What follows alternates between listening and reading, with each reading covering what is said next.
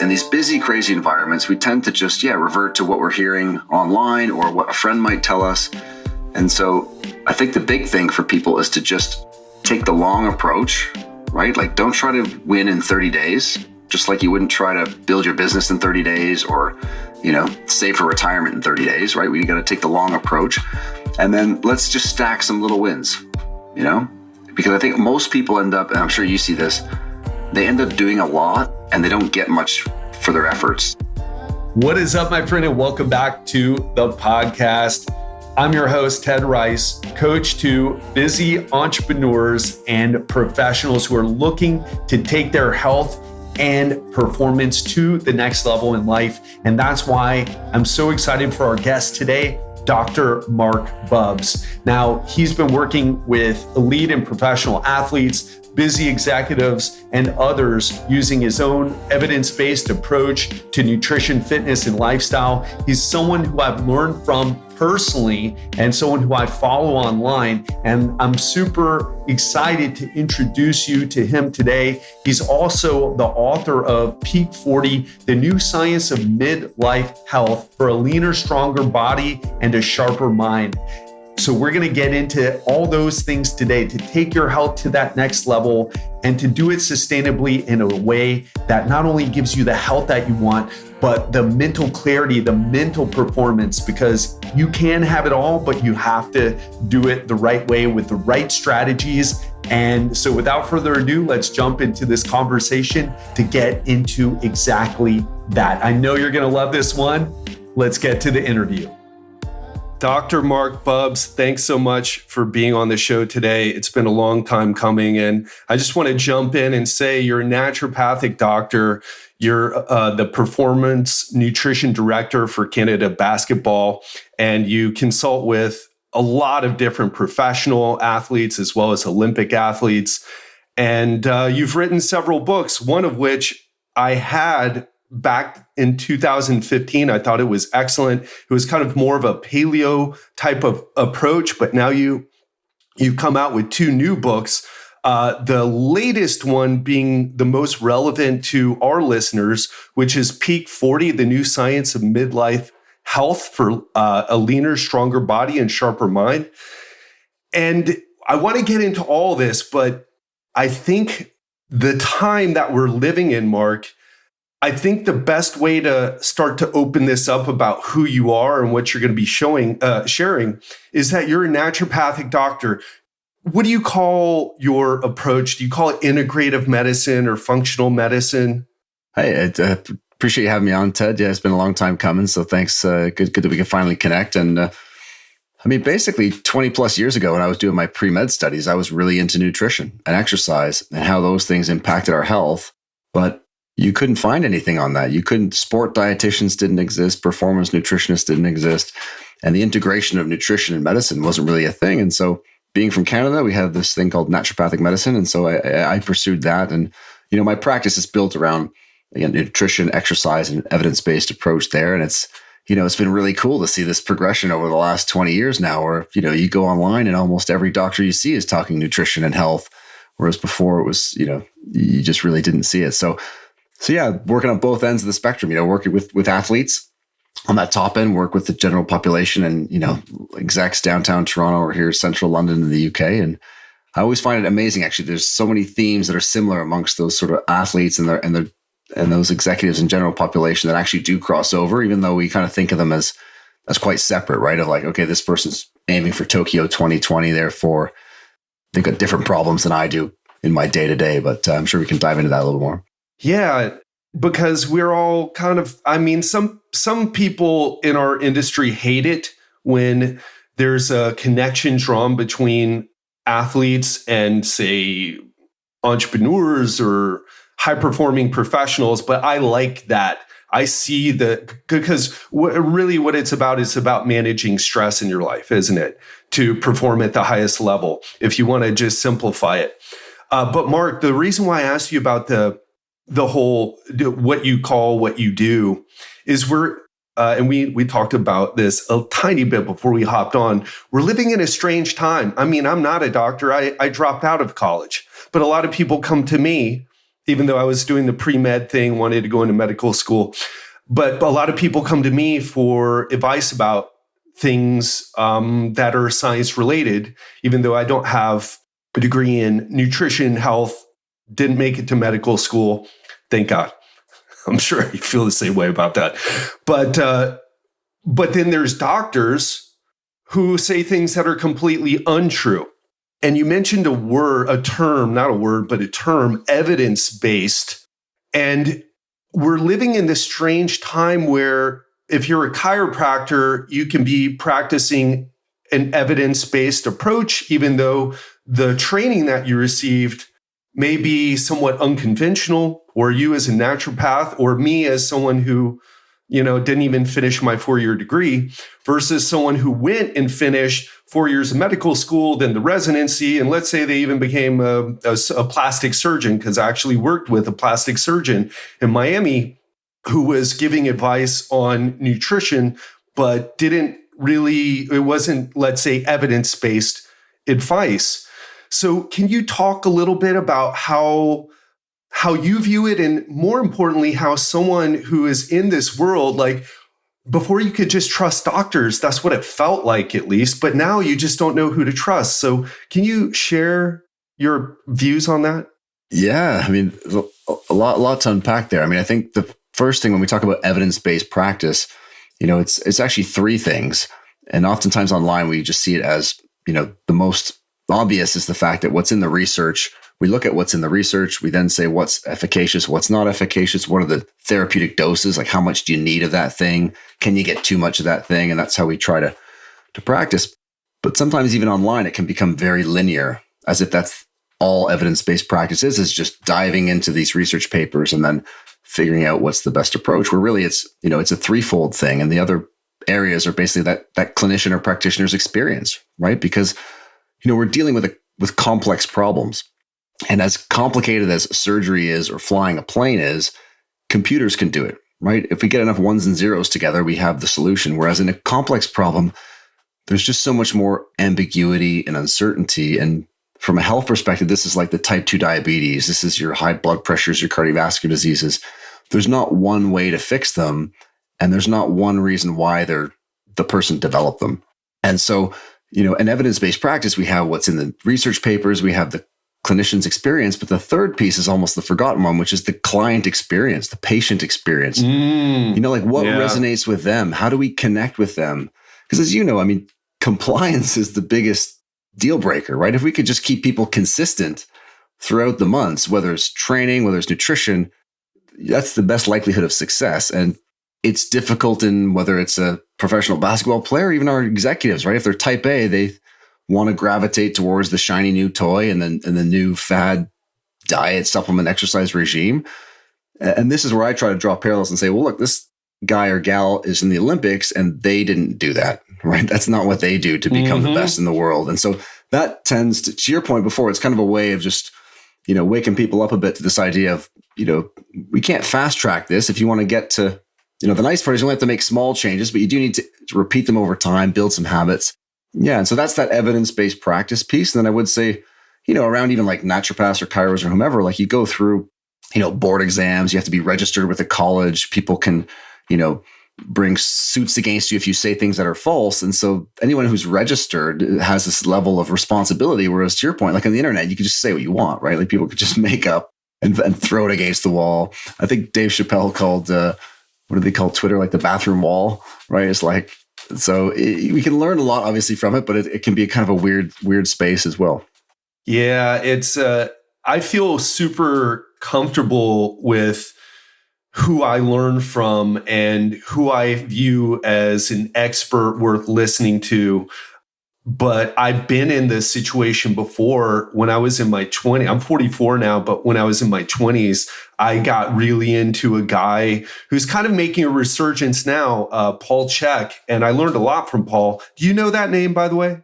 Yeah. I mean, I worked in strength and conditioning the same time frames with Paul Chek, Paula Quinn, all these guys.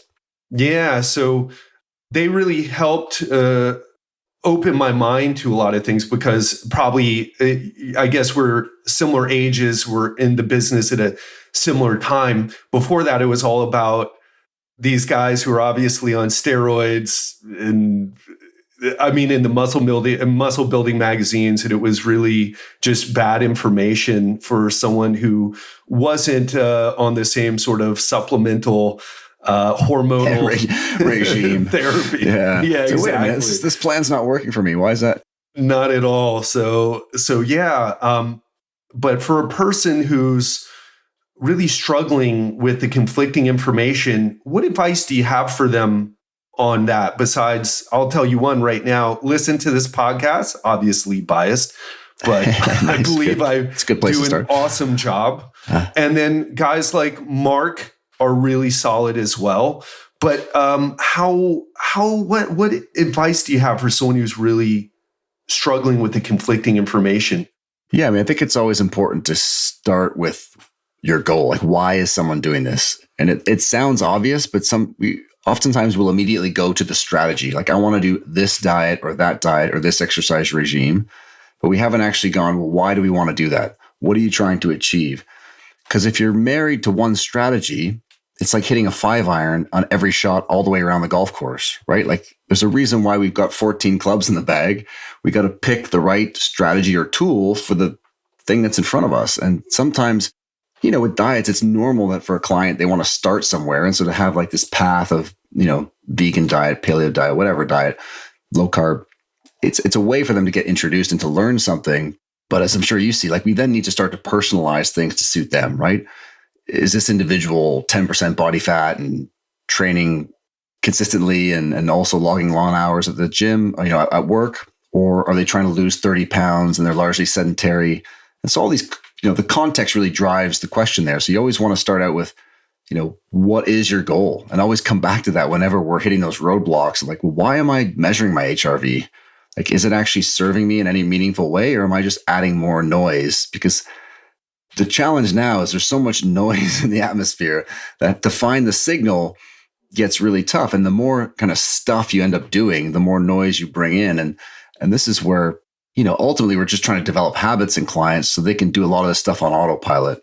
And again, it's the same for an athlete. Like, we want you to be thinking about one or two things, but if you've got this long list of like 12 things you're trying to do every day whilst working, whilst taking care of your relationships and your finances, not even athletes getting paid millions of dollars could do that. So it's not a recipe for long-term success. Well said. It's the power of focus, knowing what you want, focused on what you want, and focused on strategies that help you achieve that while ignoring strategies that don't, or strategies that may help you but are unsustainable. Yeah, to give you maybe a concrete example there, I would just say with a lot of clients, I start with breakfast, right? Like, let's start with the start of the day. If we get breakfast wrong for that person, then we're going to get this really exaggerated blood sugar response. We'll have all this energy to start with, but by mid-morning, we're going to be tumbling down. We're going to be a bit hypoglycemic, and you're going to be looking for snacks and caffeine and all these things. And so, we start with breakfast. Like, are you adding sugar, maple syrup, honey to your coffee or tea?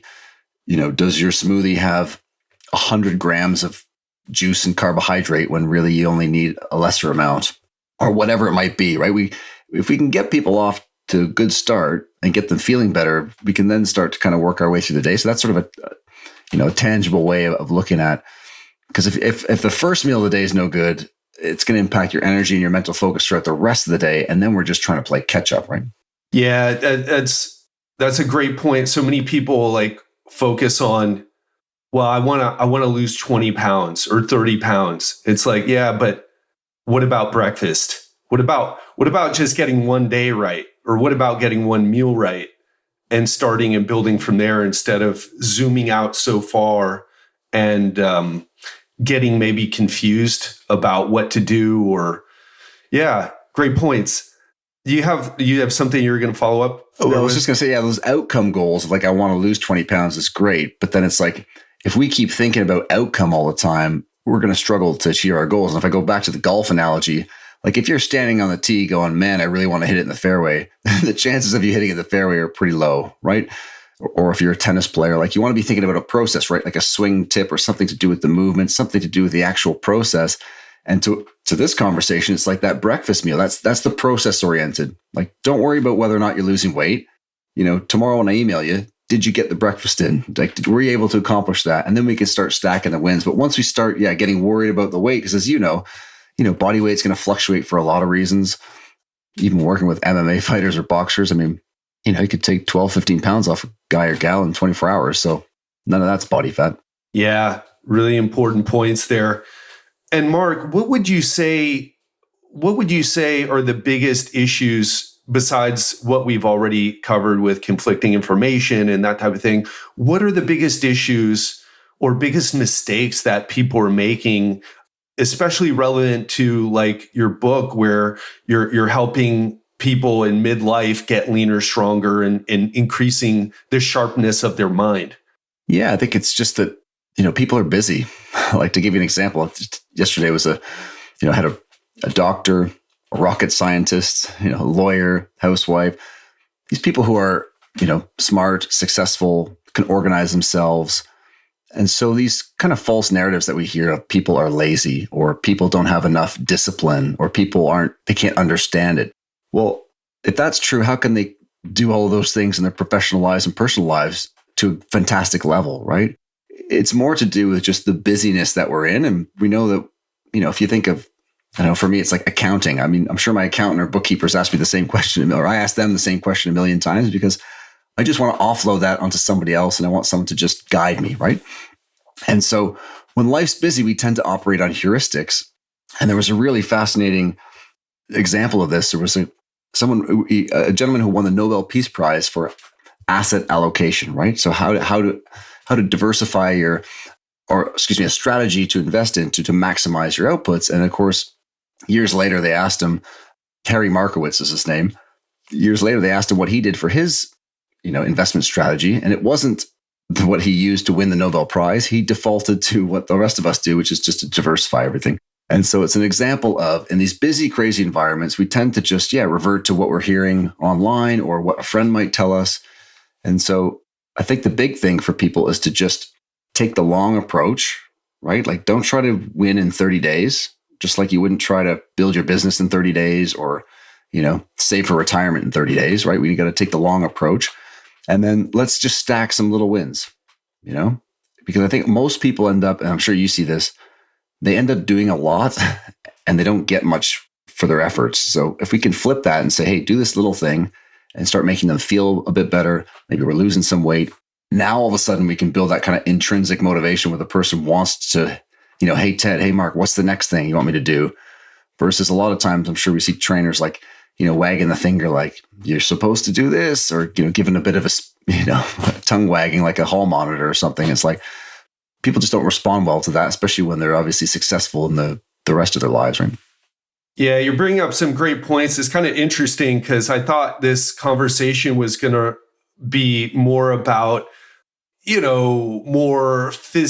talk about physiology, but we're coming back to behavior change because people don't understand what I do. They're like, oh, I'm not the most knowledgeable person about nutrition by a long shot. That's not what people come to me for at all. If they have complicated issues with gut health or that type of thing, that's not what I do. Most of what I do is based on the fundamentals of nutrition. I mean, I focus on fat loss, in other words, but fundamentals of fat loss, nutrition, and then cognitive psychology and even neuroscience to help people achieve those goals, because that's where at least my clients tend to struggle with the most. And hearing you talk about like, hey, this is about not being focused on what you're trying to achieve, and then about, building intrinsic motivation and with small wins instead of taking on too much and staying away from people whose coaching skills, when they give you like, okay, you're going to eat pescatarian on Wednesday. I actually had a client like this. They went and saw a coach, pescatarian on Wednesday, and I can't remember exactly, but it was literally this nutty. It was pescatarian on Wednesday, but then vegetarian on another day, and then like shakes on like every day was something different, and it was a different dietary approach, and had them doing a lot of cardio as well.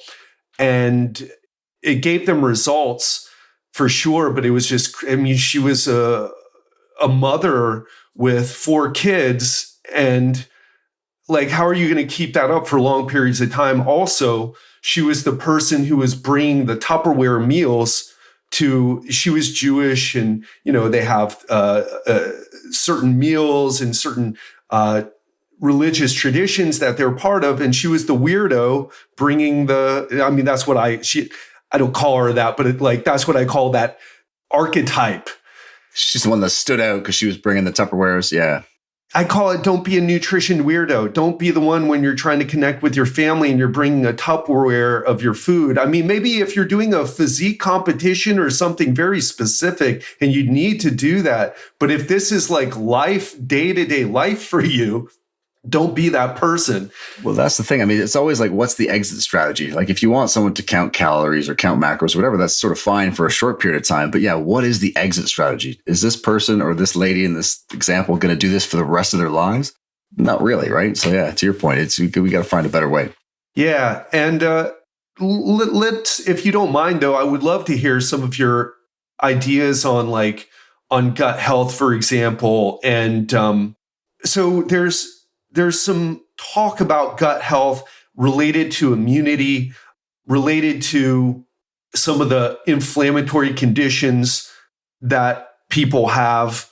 But there's a lot of misinformation about it. It's there's not a lot of RCTs, randomized controlled trials and meta-analyses providing a foundation, a large body of evidence to base decisions off of. What can you tell someone about gut health? What do you work with? And what do we need to know about it, in your opinion, Marc? Yeah, that's a great question. And, my first book, Peak, I had a chance to interview some of the best researchers around the world around microbiome as it related to performance and health. And you're right, it's such a massive space that it's difficult to make a lot of real concrete statements about it. The one thing that that these experts would agree on is that higher gut diversity tends to associate really strongly with health. And it's like, okay, well, what creates higher gut diversity? Well, let's look at what inhibits it, right? So if you're overweight, if you have high belly fat, if you have a poor aerobic capacity, if you're struggling with an autoimmune condition, potentially as we see with a lot of leaky gut, right? A lot of damage to the gut. These are things that will compromise that gut diversity. And so to your point, it's like, sometimes we talk so much about the microbiome, it's almost as if the microbiome is running us. Whereas when you talk to most of these experts, it's still responding to us and the environment, right? So what we eat is then impacting the gut. How we move, our mental stress or capacity to cope with stress, right, has a tremendous impact on that gut bacteria. So, a great place for people to start is, again, it's like the Olympic athletes. Let's focus on the fundamentals and become real experts in them. Let's build up some type of aerobic capacity. So let's improve our fitness, and that's going to help.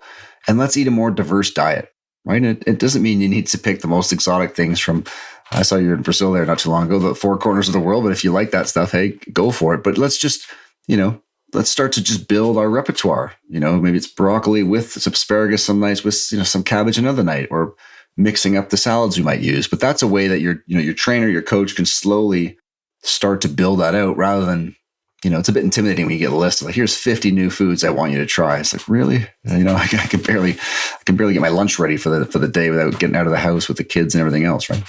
Yeah. So incorporating more variety when you can, and doing it in a way that makes sense in your lifestyle. Marc, I read about the diversity of the microbiome, or, creating a more diverse microbiome, like you said. And you mentioned stress, exercise, belly fat, etc. There's an article, I'm sure you read it as well, where someone went and lived with the Hadza tribe for a while. They measured their microbiome before they went, and then during, and it just was a lot more diverse. But they were living this hunter-gatherer lifestyle, literally living a hunter-gatherer lifestyle. And then when they came back to, I forget where the person was from, but they were American. They came back to their city, started adopting their lifestyle again. It went back to similar to what it was before. And one thing that I couldn't help thinking about is, for those of us who want to live this city life, I'm in Miami right now. It's not the most, I'm surrounded by buildings and loud Ferraris and Lambos and super bikes. And it's not the most, there's not a lot of green, although the ocean is nice. But I can't help but to think like, we're trying to look at people like the Hadza or the Somani in Bolivia, Hadza in Africa, Somani in Bolivia, and like, oh yeah, well, we need to kind of eat what they eat, but live in our stressed out, high-paced, technological, industrialized world. And it's like, it's a good idea, but I feel like there's some serious limitations with what you can do with diet if you're living in a lifestyle like this. I know your first book was heavily based on paleo. What are your thoughts on that? Yeah, I mean, it's funny. We talk about, so Tim Spector is at King's College in London, and he was one of the individuals who went over to live with the Hadza, and Jeff Leach is the American fellow. And yeah, they went over there, they measured their microbiome diversity. Tim did before he went, and then he went to the Hadza, and it increased dramatically. And then he goes back to London, and within 3 days, it's back to where it was before. And so, we don't necessarily need to shoot for these hunter-gatherer tribes, because naturally with their exposure to all the things in their environments, even without a very diverse diet, because they kind of eat the same stuff more or less, but relatively diverse to Western, we can't compare ourselves to them. But even within, Western populations, we see the more gut diversity, the better. And maybe a great example is when I talked with Dr. Lauren Peterson, who's an expert in the gut, and she does work with athletes, endurance athletes. And they'd measured their guts after taking a broad spectrum antibiotic. So, you get sick, hopefully not too intensely, but you might want to take an antibiotic. Some people do that a little bit too early. But what she found was that the individuals who had a good diet, after they took that antibiotic, 2 weeks later, all that gut diversity was back, because the antibiotic eradicates 95% of diversity. But here's where things get really problematic, is that the individuals in the study who were not eating healthily, right? Fast food diet, overweight, 1 year later, they still had 95% eradication of all that good bacteria in their gut just from that one round of antibiotics. And so, the take-home message here is that, yeah, we do need to eat, keep eating more real food and try to keep it diverse. And the stat that really, highlights this to me is that, in the US, in Canada, in the UK, over 50% of all the food that we eat is ultra-processed, right? It comes in boxes and bags and packages. And when you go around the Mediterranean, and we always hear this Mediterranean diet, it's kind of the gold standard in medicine as the sort of the quote unquote healthy diet. Well, and you go from London to Paris, it only takes 2 hours. And in France, it's 14% of household spending, down from 50 in America, Canada, the UK, is on ultra processed food, 13% in Italy, 10% in Portugal, 14% in Greece. Like these folks are just eating more real food, right? And so that's a great way for us to start, is to say, okay, let's just get more, and nowadays it's easier, right? There's a lot of places where you can buy, the boxes, the ready-made meals that are healthy. And so, but again, those are the kind of the fundamentals. If we can start with that, we can start with the exercise piece. We can create that diversity, which does help on the immune side, because if you're constantly run down, tired, scratchy throat, as an executive, you can't perform your best when you're at work every day. You can't think as clearly, right? It's gonna hold you back. And if you're an athlete, we know now that British Sport Medicine Journal, that elite performance is incompatible with this frequent illness, right? So whether we're trying to perform with our extracurricular and our gym stuff, whether it's the work, office, or even at home, we got to keep you healthy enough to maintain that resilience, so you don't get tired and run down and these types of things. Yeah, it's interesting. I love that analogy. And we talked about it before. A lot of people don't like it, but what it comes down to is managing your stress so that your performance remains high for whatever it is you're trying to achieve, whether it's a gold medal in the Olympics or to have your business have its IPO. Right? Or whatever it is, to exit your business or just to make more money, whatever it is. And in athlete culture, elite athlete culture, they kind of get it. Although I think most people would be surprised at how I don't know about Olympic athletes, but professional athletes are not sometimes the most healthiest people, right? Well, that's what I mean. They struggle from the same problems. I got guys in the NBA, breakfast is a problem for them too, right? Like it might be a problem for one of our clients. And so there is these parallels that help us to relate, right? Because they're not all doing everything to a T, for sure. Yeah. In business culture, at least I think it's changing now, at least with the entrepreneurs that I'm starting to see. With the online guys, a lot of them are younger. They're doing really well financially, buying their first Bentley in their 20s, and that type of thing. I think it's changing. But for a lot of my clients who are in their 40s and up, they come from a culture where, hey, let's go out let's celebrate, let's have the ribeye and at the steakhouse and maybe a couple scotches, and their waistlines start to expand. And they kind of suffer through it and they're able to still do their thing, build their business, run their business, but at a deficit. And they don't have that mentality. Can you tell a story of maybe a client who came to you, what the issue was and what were the results of working with you? Not just, maybe in the physiological level where, oh yeah, well, they lost fat, their blood sugar was better, their A1C got better. But like, what were the experiential changes for them in their life? Yeah. I mean, I work a lot in men's health, right? And in that category, right? Men 40s, 50s, busy, at work, lots of travel. And, oftentimes they joke around. There's two reasons why men go to the doctor. One of them is that if their health gets so bad, it interferes with their work. And the other one is if their health gets so bad, it interferes with their sex life. Until one of those two things happen, they're just going to grin and bear it and keep going, right? And so how do we help them? One of the things I think men struggle with is that they always, they're used to going to the doctor and getting a finger wagging, and they think they're going to have to transform their entire life. Like to your point, no more scotch ever again, no more ribeyes. You can never have that. You're going to eat just lentils and quinoa for the rest of your life. Not that there's anything wrong with that. And I think the big thing is that you could still live a little on the weekends if you're doing the right things Monday to Friday. So to give you an example, I had a client who was traveling every week, sales guy high up in the company. His blood pressure was getting higher. He was struggling with lower mood. Libido was starting to go. And he was, heavily caffeinated to start the day and then having a drink with client, events in the evening, and then also having to just take the edge off. And yeah, it's always, how do we, what's that little gateway that's going to allow us to give this guy a little win so he can start to experience a difference? And for this individual, it was actually just getting him to see what his, we had a device that he could wear back in the day, a Whoop band. And it was just to show him his resting heart rate. So his resting heart rate when he was at home, Monday, Tuesday, he wasn't drinking, was like 55, 60 when he was sleeping. And on the nights where he was having to entertain or heavily imbibing, he was up to 85 beats per minute, right? So the load on the nervous system is just so much greater. And of course, the take home for him wasn't you can never do it, but we came up with strategies. Okay, you have client nights out. This is how we're going to do it. So you can kind of minimize the effects of the alcohol and the deep sleep. You could still, enjoy a bottle of wine or whatever on the weekends.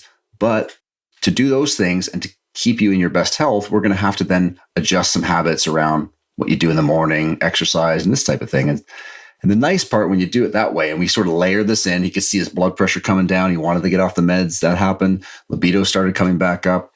And I think if we could just sell it to guys to have that long approach, a bit like, because they all do it in their business, which is the weird thing, right? They're not expecting an immediate return on their investment in 2 weeks or a month, right? And I get the speeches from them on the investment side. I say, well, listen, you got to have the same mindset when it comes to your health, right? We got to build this up over time. And if you take it slow and you build habits along the way, you don't have to wake up wondering what's for breakfast. You just do it, right? It's just what you prepare. And that's where we're trying to get people to. And with the same clientele you have, the nice part is you don't have to overhaul a person's life. We just got to start strategically moving the needle in spots, and we can make a big effect. Yeah. I think that's a really important message. You don't have to rehaul your lifestyle and quit everything that you used to do, but you've got to look at your lifestyle and look where you can move the needle in a way that you're not going to suffer so much. One of the things I work with clients on is that I just have the conversation. Hey, listen, you have some meals that you really care about, right? Because a lot of people do the opposite of what they should do. They're like out to dinner and they order a salad, and probably the salad's like 1,000 calories because the because of that's the meal to get something you don't make at home.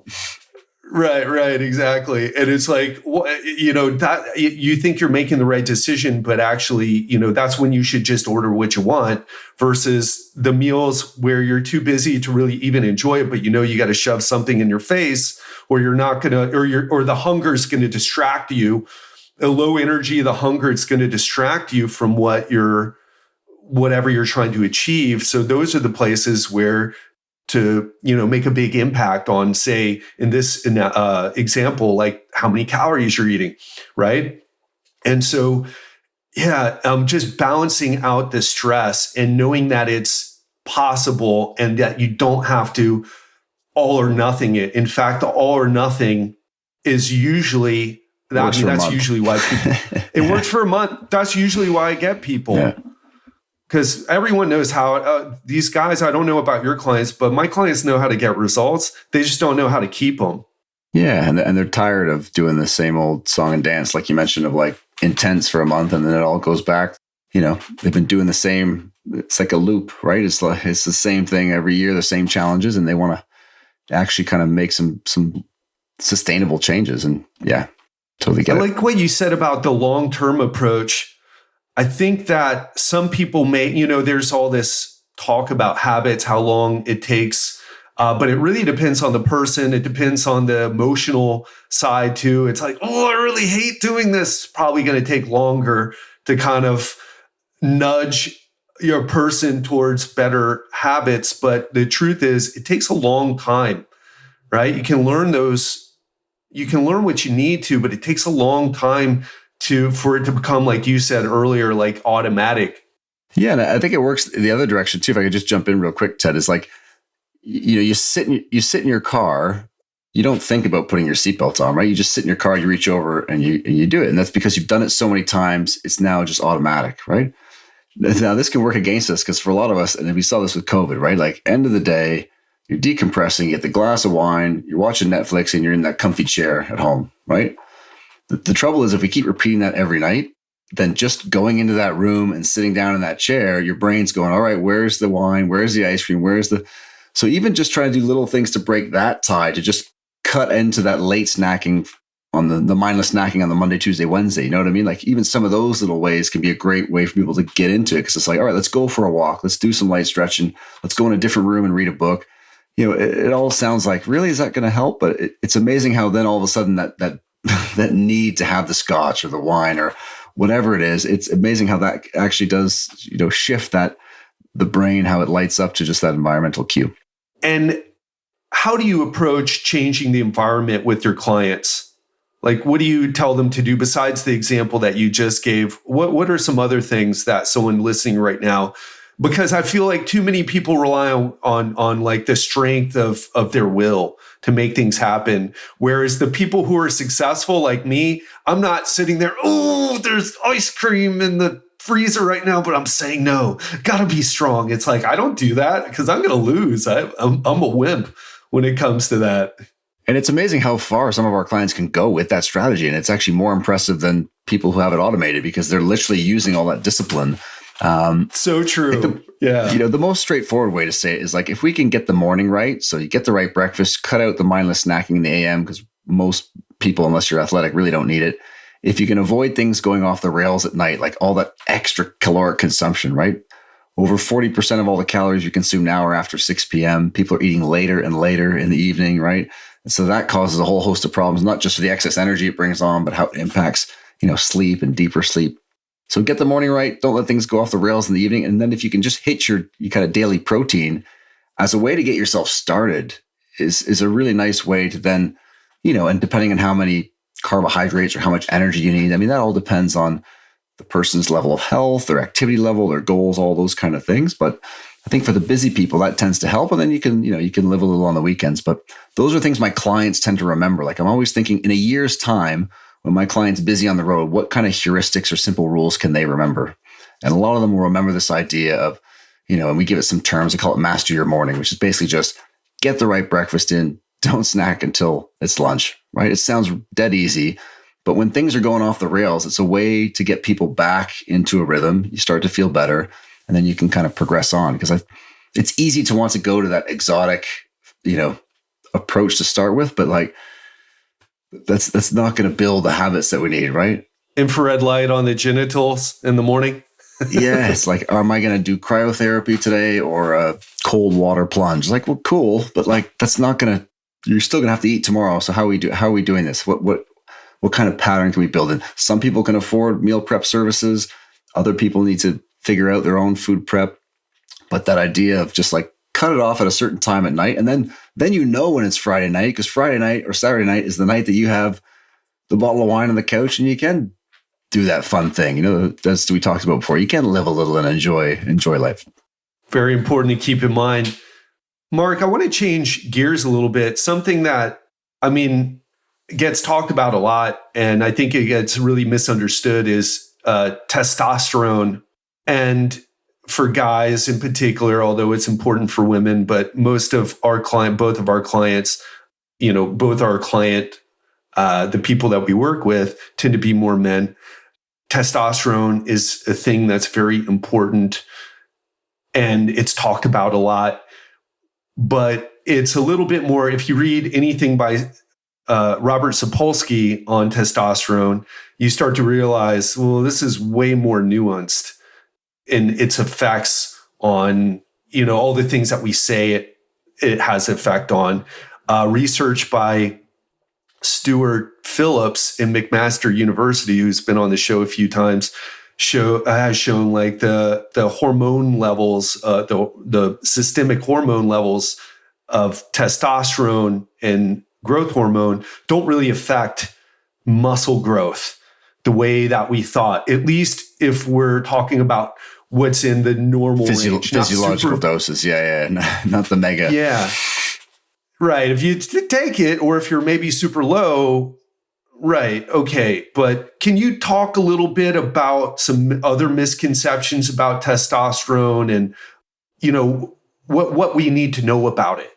Yeah. It's obviously important for men and women's health, and not just for things like libido, but for cardiovascular health, for mental health, all these types of effects. And, the challenge with a lot of these markers is we always think high is good and low is bad.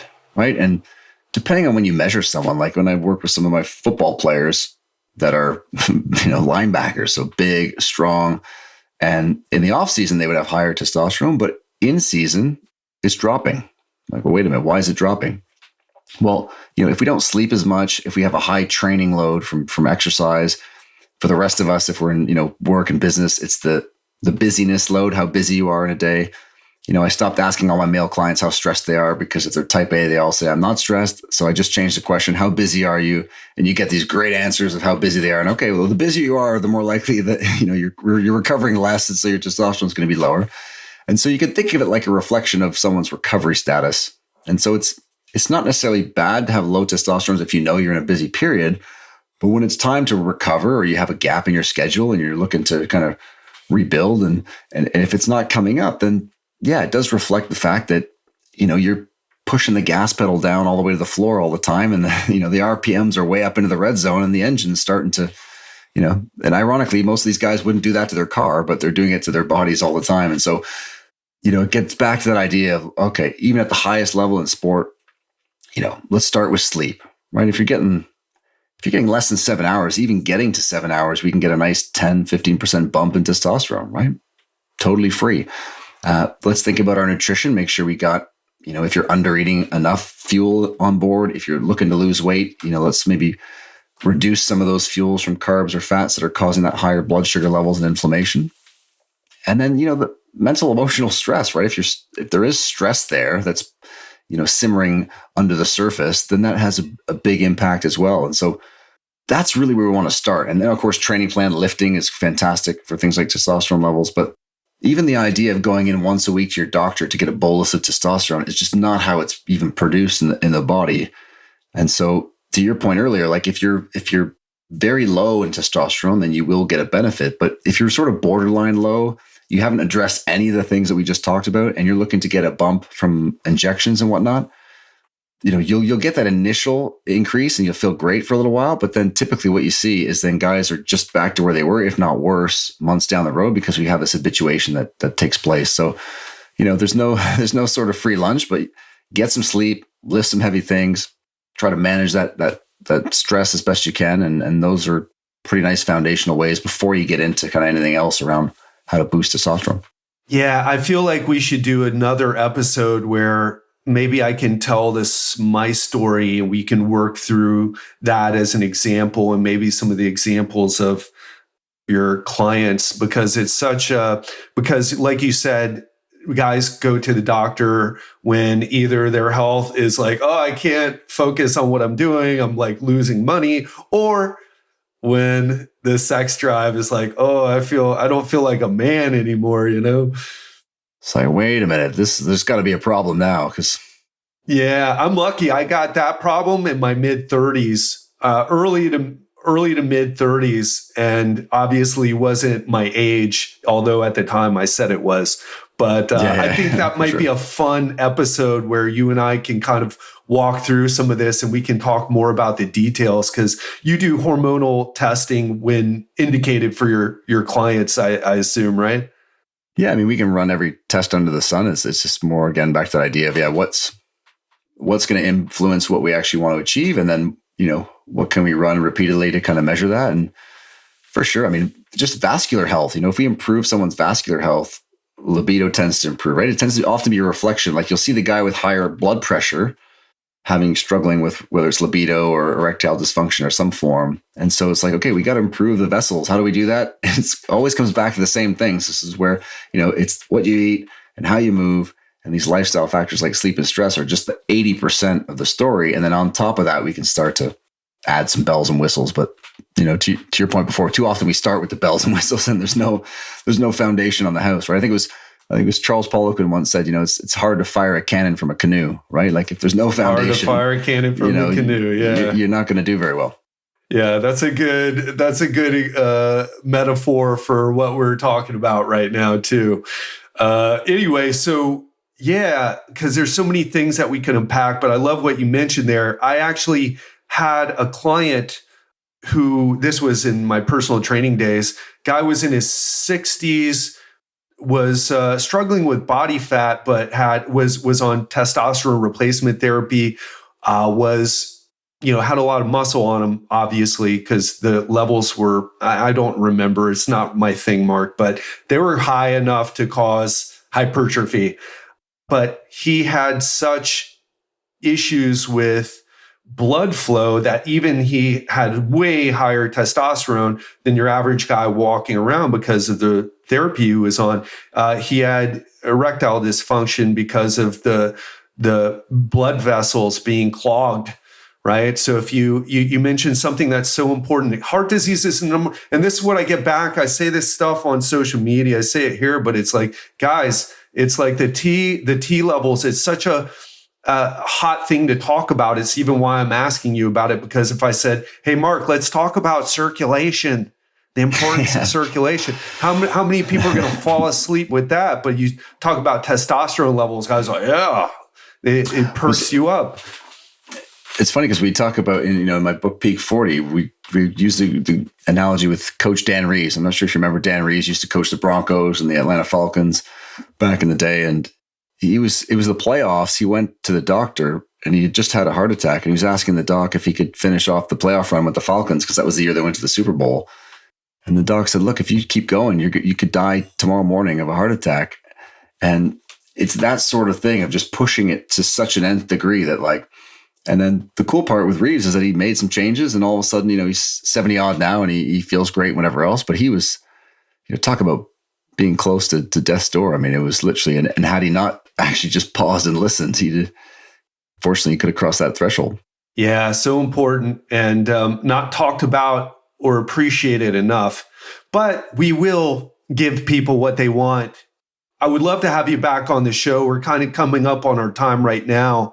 But if you're enjoying this episode with Dr. Bubbs, what you want to do is you want to go to, if you want to check out his book, Peak 40, go to drbubbs.com/peak40. So that's drbubbs.com/peak40, PEAK40. So drbubbs.com/peak40.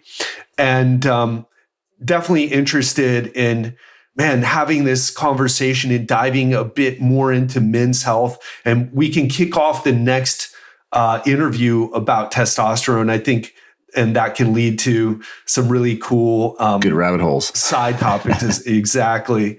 Yeah. Is there any other place that you'd like people to go after listening to the show? Yeah, I mean, you can, if they want to check out the books, Peak was the first book. So if you're, a trainer or you're more interested in deeper dive in athletic performance, then you can check that out. And of course, on social media, I've got a, funny last name. So it's at Dr. Bubbs on all the, Twitters and Instagram. So feel free to, ask questions, comment, happy to interact. Excellent. So that's at Dr. Bubbs, at DRBUBBS. Okay, that is where you can find him on social media. And Marc, thanks so much for doing this, man. Really enjoyed it and looking forward to having you back again. 100%, man. Ted, appreciate it. Glad we could finally do it. And look forward to the next one. That's it for today, my friend. I hope you learned a lot about how to take your health to that next level from Dr. Marc Bubbs. Love having a conversation with him or having conversations with him, and can't wait to have him back on the show. Until then, we're going to have another Real Talk Friday on this Friday. So this time I'm going to bust another fat loss myth for you. And I want to tell you the truth about how long you need to train to exercise to lose fat. So if you believe that you need to spend hours in the gym to change your body, if you feel like you keep giving up on your workouts because it just takes too much time, I'm going to explain to you why this isn't true. And more importantly, I'm going to tell you exactly what you need to do to get incredible results in just a few minutes a day. Yes, if that sounds too good to be true, you've got a lot to learn. So you're going to want to tune in on Friday. Until then, have an amazing week. Speak to you then. Okay, I've got something exciting to share with you. Over the past few months, my team and I have been working hard behind the scenes to create something special for you, my listeners. If you're an executive, entrepreneur, or other high performer looking to lose 20 to 30 pounds of fat, transform your body, and to do it all without giving up your favorite foods or your social life in the process, then you're gonna wanna hear this. I've never done anything like this before, but I'm confident it's going to help you win big with your health in 2022. So if you're excited to see what I have planned to help you, go to legendarylifepodcast.com/Facebook to join my exclusive Facebook group. Again, that's legendarylifepodcast.com/Facebook. See you inside.